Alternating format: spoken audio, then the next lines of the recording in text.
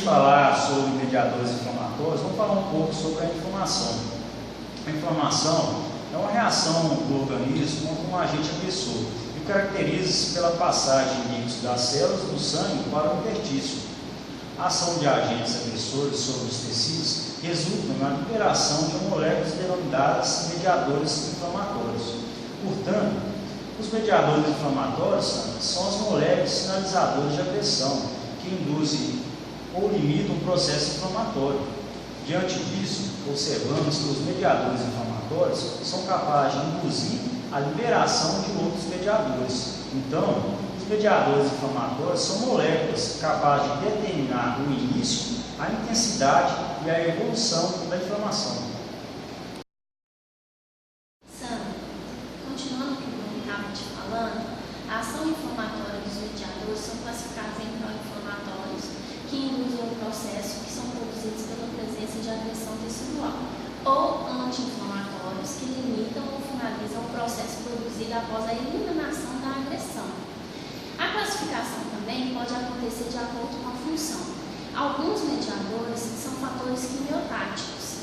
São substâncias produzidas por outras células no local da inflamação.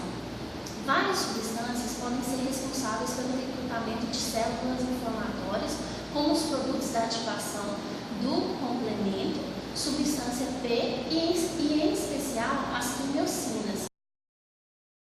Além disso, alguns efeitos sistêmicos são associados a ela, como febre, perda de apetite e sono.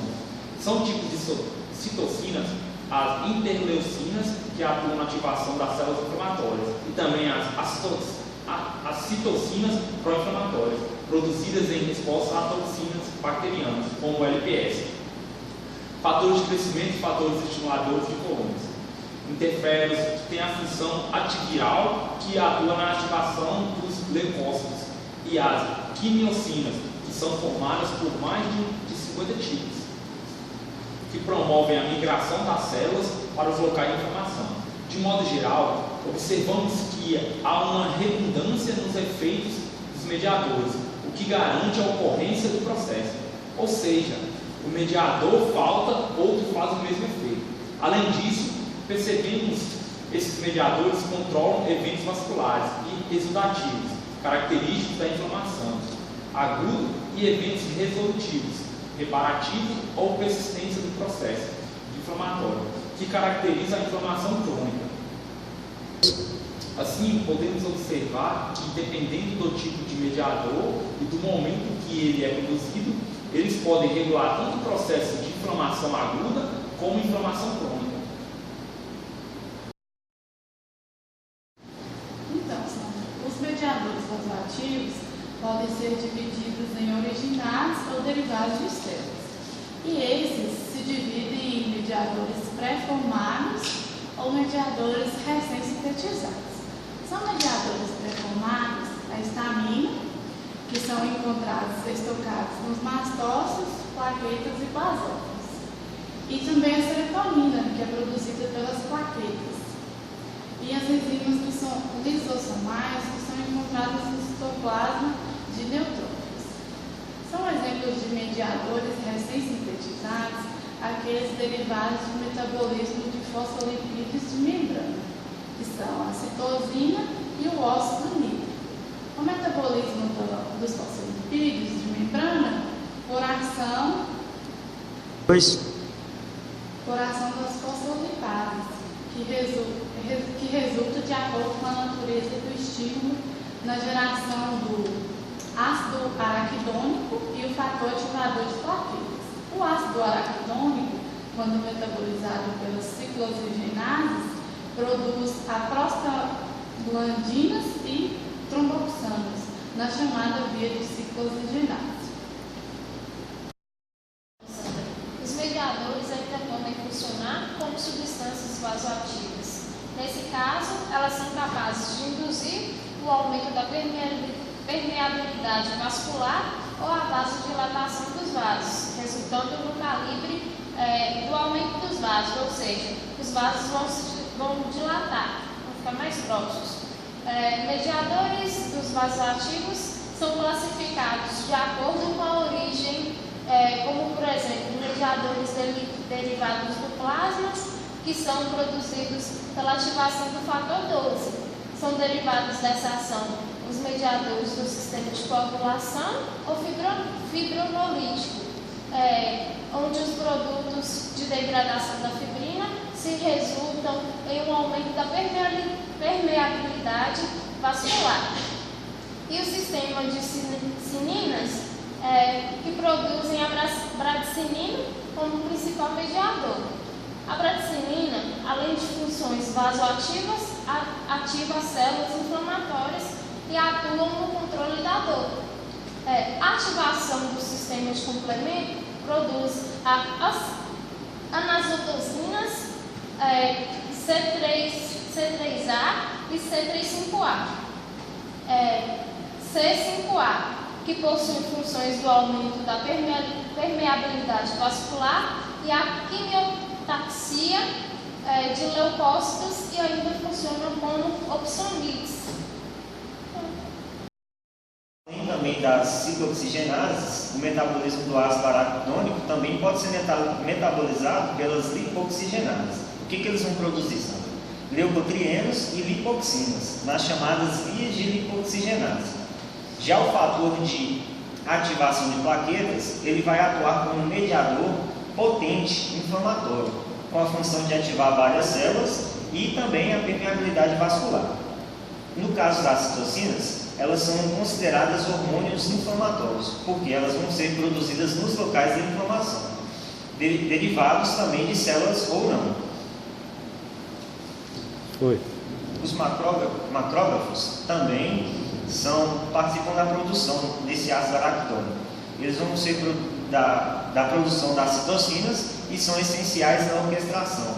Essa orquestração ela faz parte da resposta da inflamação dos tecidos. Ou seja, assim as citocinas são proteínas secretadas por células nos locais da inflamação e podem atuar sobre si mesmas, que vão ser chamadas de autócrinas. E quando elas vão ser produzidas para atuar em outras células, elas vão ser chamadas de parócrinas. Ou ainda também podem ser produzidas para viajar na corrente sanguínea. Quando elas viajam na corrente sanguínea, elas atuam em outros tecidos e órgãos, causando um efeito endócrino.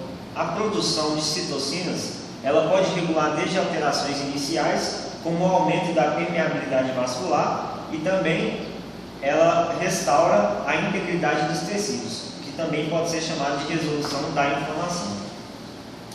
Entendeu a explicação sobre mediadores inflamatórios? Agora eu entendi. Depois dessa explicação que vocês deram, ficou bem claro para mim, né,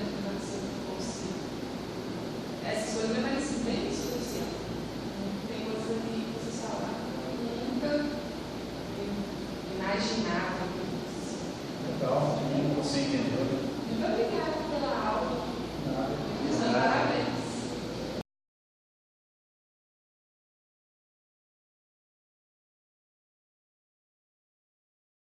Mediadores da inflamação. Temos o exógeno, que são os peptídeos, e o endógenos, classificam como plasmáticos celulares. Os plasmáticos contêm sistema de coagulação, sistema fibrinolítico, sistema de complemento e sistema das sininas. Celulares, temos pré-formados, que é a histamina, serotonina, proteases. E os sintetizados, de novo, que tem os lipídios, que é compostos células intervenientes. Começamos pelos macrófagos. Eles circulam como monócitos, chegam ao local de lesão entre 24 a 48 horas e transformam-se em macrófagos. São ativados os linfócitos, dando origem aos citoquinas, endoquinas e outros produtos de inflamação. Um pouco sobre o sistema complemento. A fagocitose. O C3b ligado à membrana de micróbios provoca um aumento da taxa de fagocitose em neutrófilos e macrófagos. Efeitos a nível vascular. Falando sobre efeitos a nível vascular, a C3A e a C5A, que são anafilatoxinas, aumentam a permeabilidade dos vasos sanguíneos e vasodilatação ao induzirem os mastócitos a libertarem histamina. C5A ativa o metabolismo do ácido araquidônico, fazendo com que haja uma maior liberação de mediadores da inflamação. A inflamação ela é uma resposta do organismo à ação de algum agente agressor.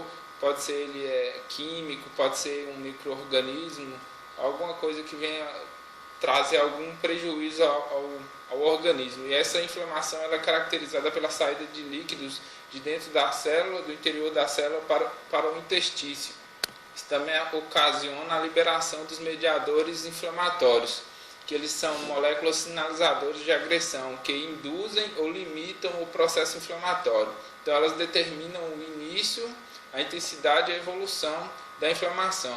E elas são classificadas de acordo com a ação inflamatória. Existem as pró-inflamatórias, que elas induzem o processo, e as anti-inflamatórias, que limitam e finalizam o processo. Também elas podem ser classificadas em funções. São as quimiotáticas, que elas recrutam outras células inflamatórias, e também tem as vasoativas, que aumentam a permeabilidade dos vasos e assim ocorrendo a vasodilatação. Por esses mediadores inflamatórios eles serem alvo da ação dos medicamentos anti-inflamatórios, é importante conhecer o funcionamento desses mediadores, né? Para que a gente assim consiga produzir um medicamento que venha ter maior eficácia contra esses mediadores. Alguns exemplos de mediadores da inflamação pode-se citar as aminas vasoativas, os peptídeos biologicamente ativos, as proteases plasmáticas, metabólitos do ácido araquidônico, fator ativador de plaquetas, as citocinas, os mediadores gasosos e outros, né? A origem dos mediadores pode ser plasmática ou celular. Ela tem atividade biológica, liga a receptores específicos na célula-alvo. Eles podem estimular a liberação de outros mediadores. A atuação pode ser em um ou em vários outros tecidos. De modo geral, nós percebemos que existe uma redundância nos efeitos dos mediadores, ou seja, se um mediador faltar, o outro vai exercer o seu efeito, isso para poder garantir o processo.